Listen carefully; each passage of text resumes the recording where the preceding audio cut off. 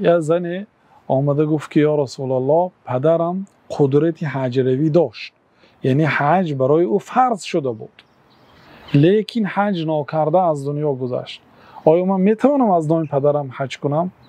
حجی عن ابیکی و اعتمیری، از نام پدرت حج کن و از نام پدرت عمره کن. در دیگر روایت های مرد میاد میپرسد میگه حج عن ابیک و اعتمیر، پیامبر صلی الله علیه و آله میگه از نام پدرت حج کن و از نام پدرت عمره کن. میگن یعنی بر ذمه پدری شما یا مادری شما حج فرض شده باشد و از دنیا اگر نکرده رفته باشند، شما میتوانید بعد اینکه خودتان یک مراتب حج کردید از نام پدر مادر حج کنید، یا اینکه یک کسی دیگر را که حج کرده است برید به حج تا اینکه از نام پدرتان حج کند و این از پدری شما ساقط میشه.